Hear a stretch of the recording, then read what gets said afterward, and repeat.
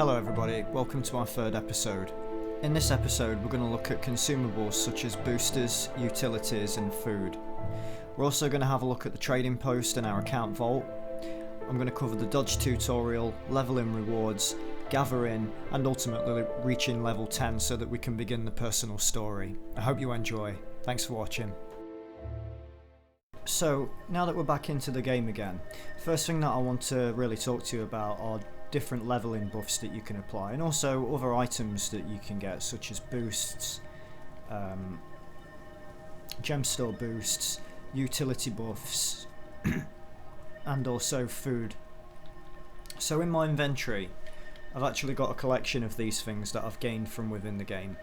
So the first thing to show you really are food buffs. So if you look at this, as you can see, the icon that I'm hovering over is informing us that this is a consumable. It's nourishment. It's going to give us 20% chance to gain might when we dodge. So might just gives you extra damage. And we're also going to get 10% experience from kills. Next to it we have a sharpening stone, which is a utility. So this sharpening stone, when we have it apply, will give us power to 1% of our toughness, and we're also going to get an additional 10% experience from having that on as well. So it's a good idea whilst you're leveling to have both of these buffs running at any one point in time. You know, always have two going, a food one and a utility buff. Now as you go up in level you will be able to acquire different types of foods and also different sharpening stones that will give you, you know, not so much any more experience. It'll always be plus 10% experience, but they do apply different buffs to aspects of your build, so increased power. There are many different types of foods that you can get within the game, and a lot of them you can actually craft them yourself if you're a chef as a crafting profession, that is. So down at the bottom here we've also got some other buffs which are boosts, which I got as a reward from an achievement point chest. So I got a revival orb, which one of the things that you haven't seen in the game as of yet is that once you get to a certain level, rather than dying instantly as soon as you get killed, you go into what's known as a down state, and you have the ability to be able to revive yourself upon killing a monster, and you get access to certain skills, a couple of skills to help you deal damage to the monster once you've gone down. But if you do go down and you don't want to go to a waypoint, you can double click one of these revive orbs to bring you back to life wherever you are. The other item that I got was a Bank Access Express. That will allow me access to my main bank anywhere in the world just by double clicking. Then we have a booster for crafting, so whilst ever we're undertaking crafting, which we're going to come to look at later, if we have one of these boosters running, we're going to get 50% experience boost from that, so it's definitely worth having that applied if you are going to be doing a lot of crafting. And then we have a Magic Find booster. So Magic Find increases the likelihood of you receiving rarer or better drops whilst you're playing. So Magic Find is something that you can boost on your account by salvaging rare and masterwork items, and if you're lucky you'll get an Essence of Luck drop, and if you double click one of those it will give you a little boost to your Magic Find on a permanent basis.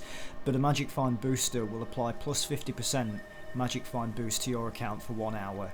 There are also foods that you can get that will apply Magic Find and certain utilities. So a Karma booster will give you 50% of the Karma gained from completing events, and the Renown Hearts, they're quite handy to use if you are looking to get a lot of Karma. And then we have experience boosters. So in addition to the utility buffs and the food buff that we spoke about a moment ago, an experience booster will give you an additional 50% experience from kills for 1 hour.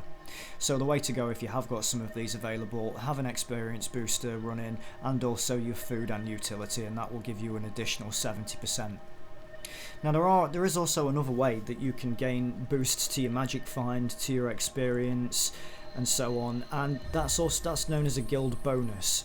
So as you go through the game, it's a good idea to become part of a guild. You know, if you look in the map chat in all of the main towns and areas that you visit, you're going to find people advertising guilds, and if you can get into a fairly large one, they tend to have boosts running all the time. So whilst ever you're representing their guild, you're going to get a boost to potentially Magic Find, to experience, just depends what they've got available at the top.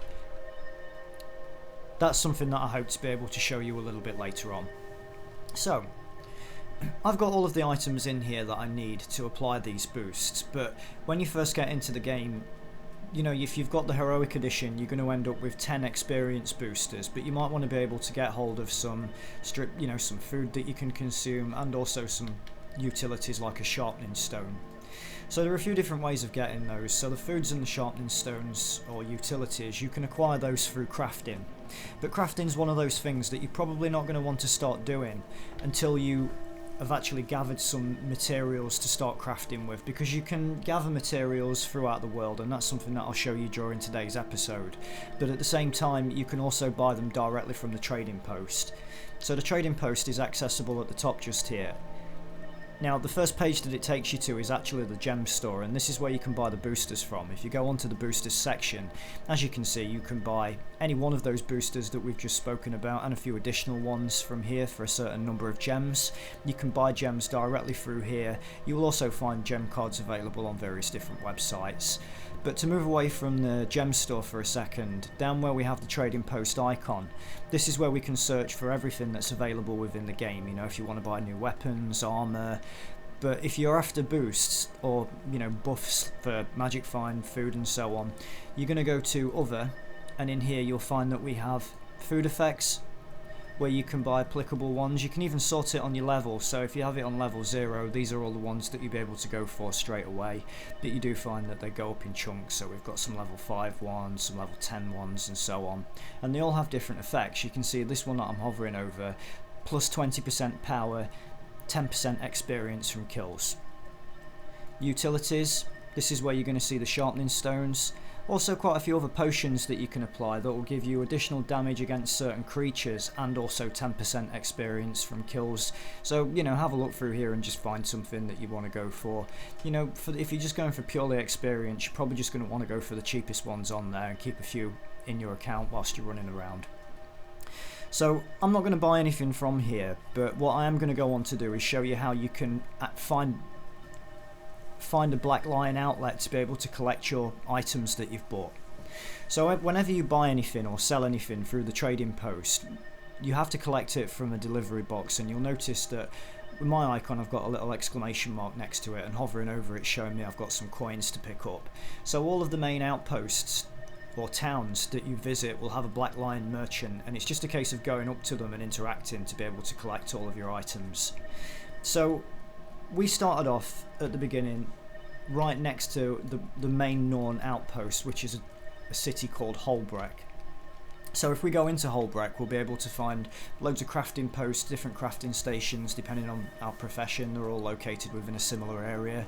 We can access our main bank and also the trading post, so I'm just going to show you how we can get in there. So from where you start when you first come into the game, if you just turn around and walk up this hill, you'll notice that we've got a little gateway up here, and as soon as we walk through there, that's going to take us straight into the outpost. So you will have a loading screen, and whenever you go into a new zone, you'll notice that there's like a little portal to take you through into it. So all we do is just walk straight through. And now we're in Holbreck. So there are many different points of interest that we can visit as we walk through here, and there's also a lot of waypoints, so we don't always have to just, you know, walk or run to everything that we want to visit.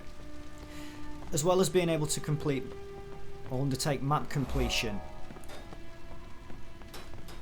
within all of the zones that you see outside of towns, you can also undertake map completion for all of the cities as well. So that includes Lion's Arch, which is the main one effectively that we're going to visit a little bit later on, and also Holbreck where we are right now. And it is worth doing map completion because for one, you'll see some really interesting and nice pieces of artwork, but at the same time you'll also gain a lot of experience. You know, as I was saying before, every time you hit a point of interest you're going to get some experience for it. There are also some nice vistas that you can view. You know, there's lots of stuff in here. And in fact I've probably actually gone the long way round to take you to where we're heading. But if I just show you the map for a second, down at the bottom just here you can see that we've got our banker. On the left hand side we've got the trading post, so that's the places that we're going to be going to, or at least a trading post for now anyway. So we need to head up these stairs and then we can just walk straight round to it. Now since the last video I've also acquired a new weapon as well. I've also got a great sword, and you'll notice that that's actually changed my skills compared to what we saw previously. I've also gone up another level as well, which gave me a 30 point boost to my stats. So we have our bank account up at the top just here. And in fact, being as I'm walking up to it, I might as well show you what your bank looks like. I have got a few items in here. So if you walk up to the person and press F, it will show you what you've got in your bank account, and I've currently got some primeval leggings or some primeval skins, which I got as part of the heroic edition. I've also got a trading post express, which will allow me quick access to the Black Line delivery agent anywhere I am within the world to collect items that I've sold or bought. A scroll of knowledge, which will boost me a skill point. I got that from doing a little bit of PvP on a different character. And basically these spaces that you see are what, where you can store everything within your bank. And in fact I'm going to drop a few things off in here because I'm not going to be wanting to use a crafting booster just yet, and I'm going to save my magic find booster for a little bit later on in the game. So this is where you can store individual items. The other thing that you've also got is material storage. So previously you saw me add a load of crafting materials into my bank account, and I did that simply by clicking options and choosing deposit all materials. And when you do that, this is where they end up, and you can use them for crafting. So we've got common crafting materials, fine crafting materials, rarer crafting materials, ascended, which you'll get to towards the end of the game, gemstones and jewels, and cooking materials as well. The other thing that you'll also find with the game, as you collect skins, you have the ability to unlock those skins and then apply them to different characters. So the account wardrobe will show you all of the skins that are available, and actually any skin that you've already got will be visible, the rest of them are sort of greyed out. So it gives you a good idea of what's achievable or what's attainable within the game.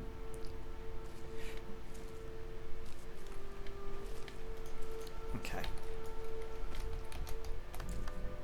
So for now we're going to head over to the trading post, and I'm just going to collect the coins that I got from selling those other items. I'm also just about to unlock another waypoint so we can fast travel over here at a later stage. Now it's worth noting that the experience boosters, they don't give you any extra experience for unlocking skill points, vistas, waypoints or points of interest. You literally only get the bonus if you kill a monster.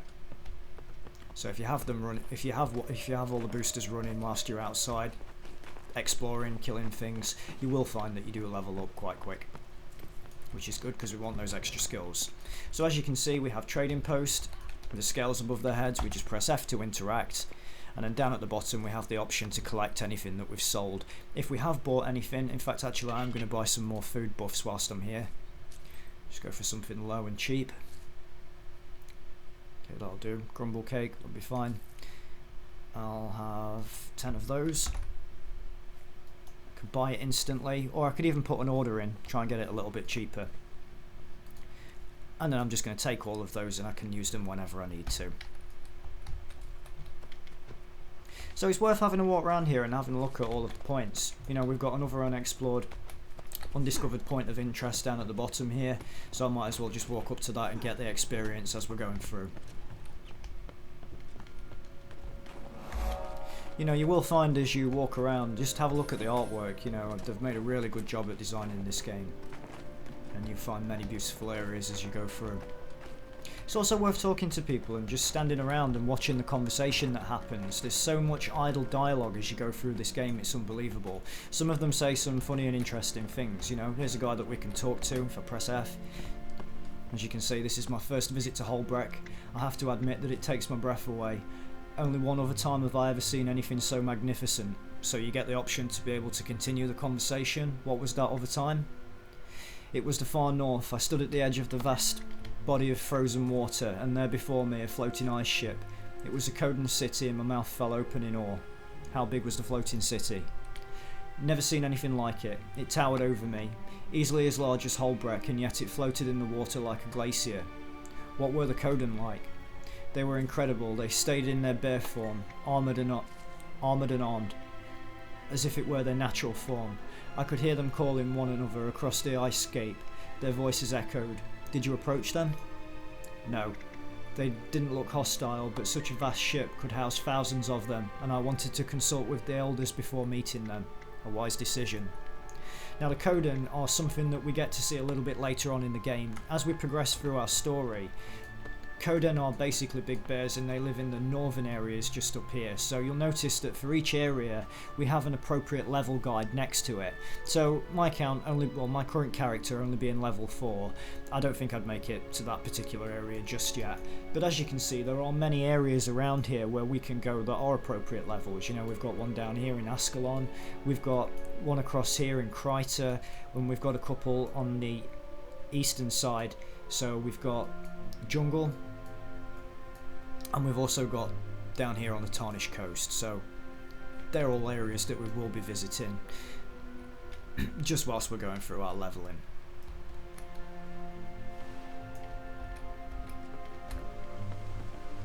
So there's so many things on here. I mean, if you look at the map for a second, you can see that there are, there's a lot of different merchants that we can visit, all selling different things. Some of them might be useful, other things might not be.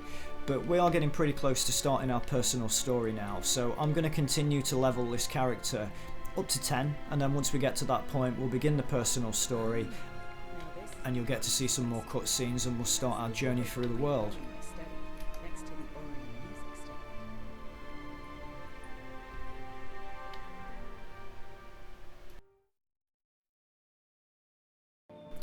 In each starting area, one of the things that you're going to be able to take advantage of is a dodge tutorial.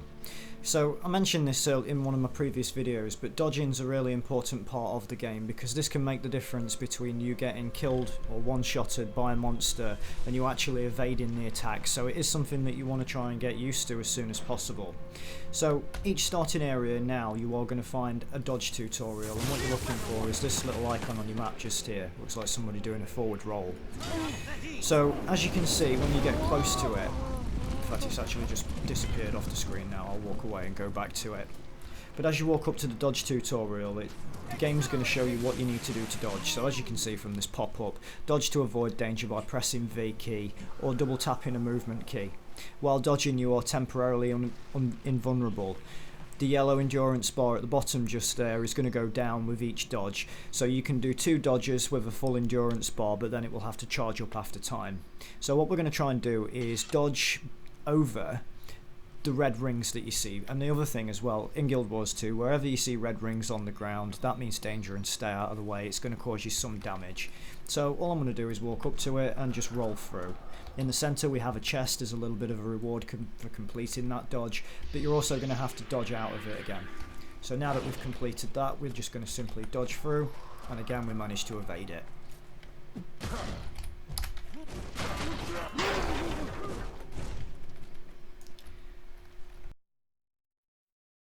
So now that we've got to level 8, as a reward we've unlocked an underwater weapon and an aquatic rebreather, or aquatic breather.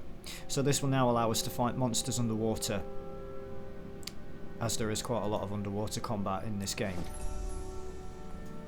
Now at the moment I'm still within Wayfarera foothills and I've not actually got anywhere near any water for any monsters, but a little bit later on I'll get towards some and I'll be able to show you how that works. As you can see, started off down here and I'm just heading my way around the top here and just completing everything that this map's got to offer. A little bit later I'm going to show you a jumping puzzle, and with jumping puzzles that's another method of being able to unlock account achievement points, because as soon as you complete a jumping puzzle for the first time it will give you 10 points. You'll also be able to get some rewards from the chest at the end. The chest can only be looted once a day and the achievement points are once per account.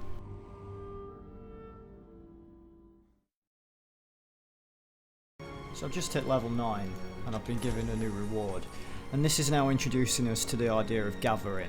So you'll see that as a reward we've got a copper logging axe, a copper harvesting sickle and a copper mining pick. Now if you look at your minimap down at the bottom right hand side, you'll be able to identify nodes that you can mine.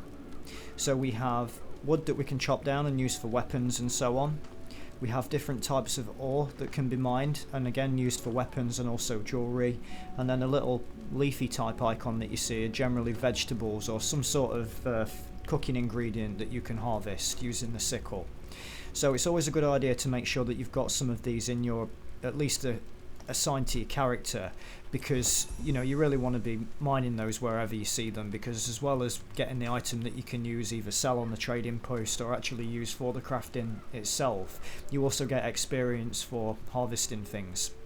So once you receive your sickle and you know your mining tools, your gathering tools, you can actually assign them from your hero window. So down at the bottom here you can see that we've got sickle, axe and a pick. So just make sure that you've got those on you, and then you'll be able to harvest them. So right next to me down here I've got a tree that I can chop down. Just walk up to it and press F, and generally you get about 3, sometimes you'll get 4. Oh, and other times you'll get like a rare item. So as well as the wood, we also got some cinnamon sticks that we could use in cooking.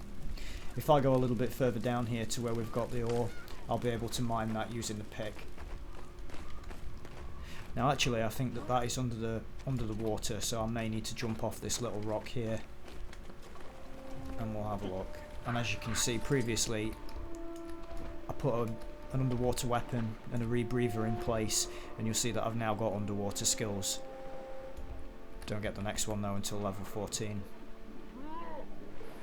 As you can see, we've got some copper ore coming in, and I might as well kill one of these skelks whilst I'm down here.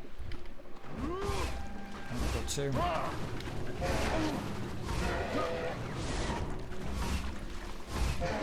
Quite a nice bit of bonus XP for doing that.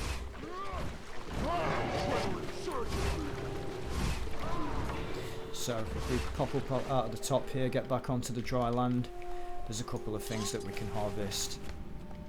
So I'm not far away now from being able to start the personal story. In fact, I should imagine that within the next 10-15 minutes or so, I should be ready to go.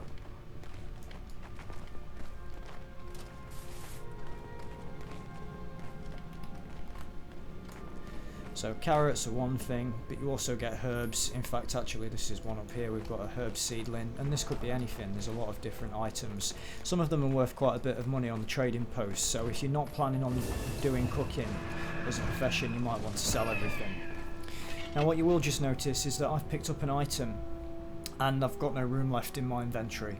So I've got unclaimed loot, and I really need to take care of my inventory space before I go any further with this. Now luckily a lot of the items that I have in my inventory are things that can go into my bank account, into my collections, my materials collection. So I can deposit all of those, which will free up a significant amount of space.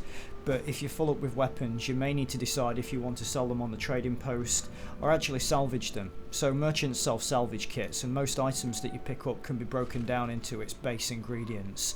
So as you can see, after double clicking the salvage kit, a lot of items will allow me to break them down. If you hover over one and it's in red, it means that it can't be salvaged. So you know, I can just click it, and by salvaging it, you know, I'm going to get a certain number of materials come in. You also unlock skills for salvaging things as well. So literally just going to salvage whatever I can from here.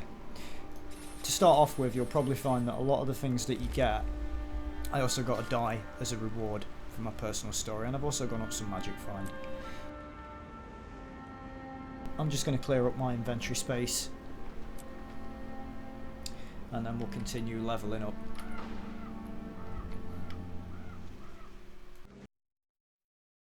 So I've now hit level 10. I've just received an in-game mail, and this is now informing me that a challenge awaits me in Holbrook.